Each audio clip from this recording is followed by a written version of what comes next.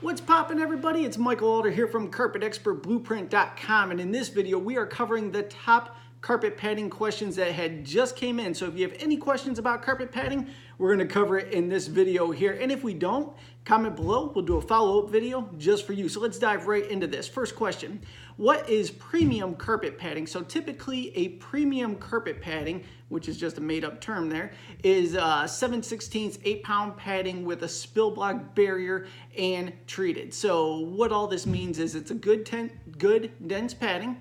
It has a vapor barrier on top of it, which helps protect spills coming from the top down, not from the bottom up. So what I mean by that is if it's in your basement floods, water comes from under it, it doesn't do you any good. That water's gonna sit in there, it's gonna be all bad. Now, if you have pets or you throw a big party and people are spilling drinks on your carpet, your pet's having accidents on the carpet, it won't actually soak in because it's coming from the top down. That vapor barrier will stop it from soaking into the pad, and you could actually clean it back out of the carpet then, so you won't create odors and things like that. So a premium padding is a great dense pad with a vapor barrier on top to protect from spills and pet accidents, and that's it. Next question: how much does carpet padding cost? So carpet padding is almost like the diamond business, the furniture business.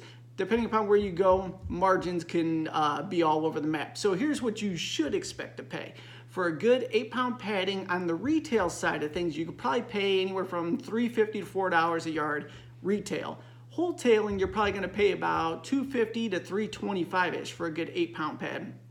And then the margins just go down a little bit from there. So like a cheap 7/16 4-pound pad or a 3.5-pound pad, which is something you use in rental properties, things like that, you're gonna pay right around $2 a yard for something like that. Now, if you go to big box stores and they sell their premium padding there, they're gonna charge you upwards of $7 per square yard for this padding.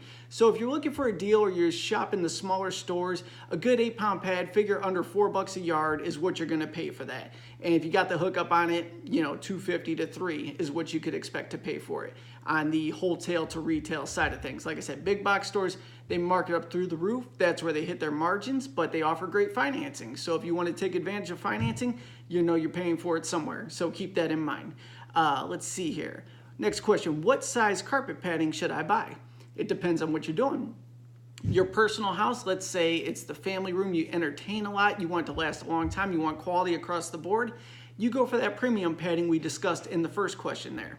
If you own a lot of rental properties and let's say D-class neighborhoods where the tenant turnover is high and the tenants typically trash your carpet and your padding no matter what, go for the cheapest possible option, and that way it is not as painful. So something like that would be a 7/16 or a 3/8, 3.5-pound to 4-pound padding.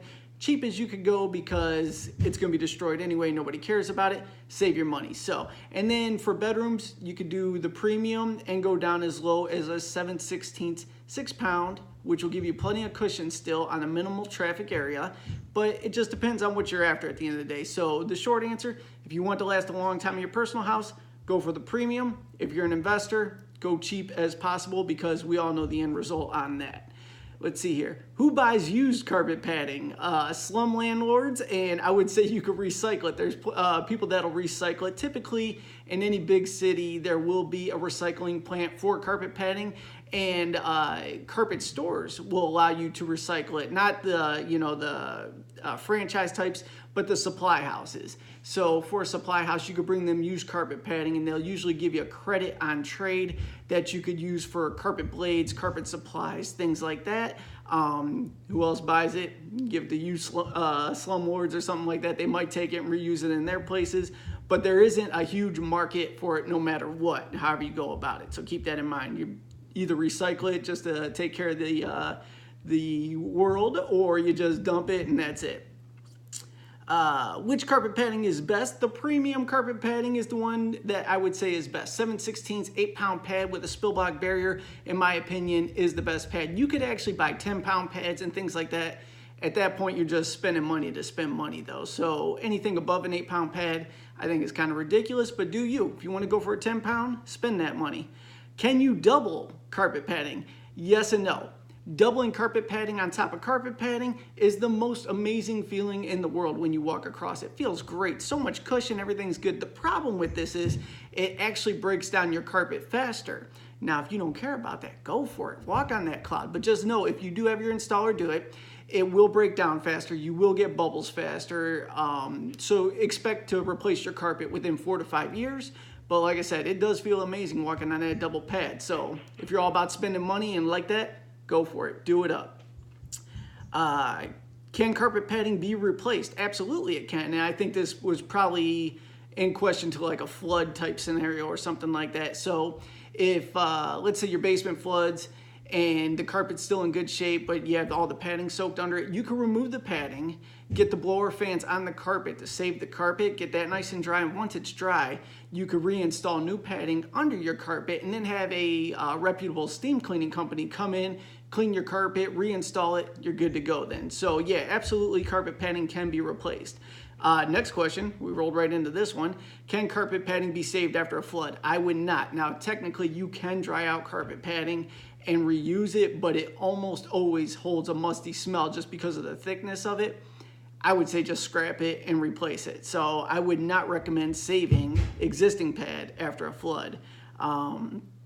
Can carpet padding be used under laminate flooring? I'm going to say no on this one. We did a test installing carpet padding under vinyl plank flooring. There's a video somewhere in our series here showing how we did that. Laminate floor, I'm going to say you're going to get the same effect. Not quite as bad as a vinyl plank flooring, but I would not recommend doing it because it's going to snap the tongues and grooves on it and you're just going to have a mess of planks floating around. Too much give with the carpet padding under that. Can carpet padding be dried? Yeah, we kind of covered that.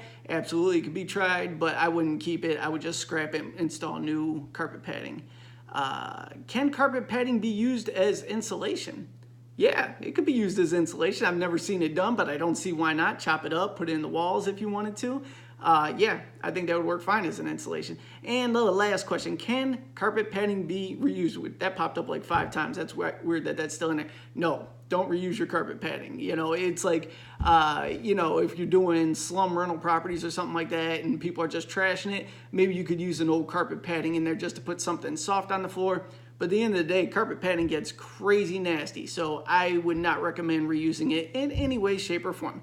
Just my 2 cents on that. So if I did not cover a question about carpet padding and you have one, go ahead and ask it below. I will create a follow-up video answering that for you. Thank you so much for tuning in. I'll see you on the next video.